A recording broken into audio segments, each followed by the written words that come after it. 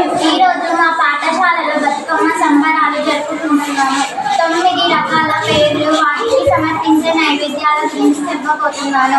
మొదటి రోజు బతుకమ్మను ఎంగిలి పూల బతుకమ్మ అంటారు. ఈ బతుకమ్మను తంగేడు గుండు పూలతో పేర్చుతారు. నైవేద్యంగా నువ్వులు, నూకలు, బెల్లం సమర్పిస్తారు. రెండవ రోజు బతుకమ్మను అటుకుల బతుకమ్మ అంటారు. ఈ బతుకమ్మను తంగేడు గుండు, చామంతి, మందారం, అడవి గడ్డి పూలతో పేర్చుతారు. నైవేద్యంగా అటుకులను సమర్పిస్తారు.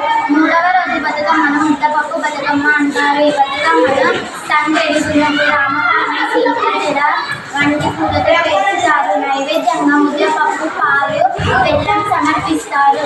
నాలుగవ రోజు బతుకమ్మను నానబియ్యం బతుకమ్మ అంటారు. ఈ బతుకమ్మను తంగేడు గుండు పూలతో పేర్చుతారు. నైవేద్యంగా నానబెట్టిన బియ్యాన్ని బెల్లంతో కలిపి ఇచ్చుకుంటారు.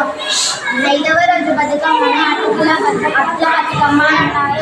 ఈ బతుకమ్మను తంగేడు గుండు, చామంతి, మందారం, సీతజడ, గుమ్మడి పూలతో పేర్చుతారు. నైవేద్యంగా అటుకులను సమర్పిస్తారు. ఆరవ రోజు బతుకమ్మను అలిగిన బతుకమ్మ అంటారు. అమ్మవారు అలిగినట్టుగా భావించి ఈ రోజు బతుకమ్మను ఆడరు. ఏడవ రోజు బతుకమ్మను వేపకాయల బతుకమ్మ అంటారు. ఈ బతుకమ్మను తంగేడు గుండు, చామంతి, గులాబీ పూలతో పేర్చుతారు. నైవేద్యంగా పప్పు, బెల్లం సమర్పిస్తారు. ఎనిమిదవ రోజు బతుకమ్మను వెన్నె ముద్దల బతుకమ్మ అంటారు. ఈ బతుకమ్మను తంగేడు గుండు, చామంతి, గడ్డి పూలతో పేర్చుతారు.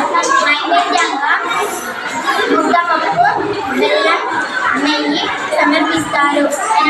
తొమ్మిదవ రోజు బతుకమ్మను సజ్జల బతుకమ్మ అంటారు. ఈ బతుకమ్మను అన్ని రకాల పూలతో పేర్చుతారు. నైవేద్యంగా పెరుగన్నం, చింతపండు పులిహోర, సత్తుపిండి, సమర్పిస్తారు. Thank you.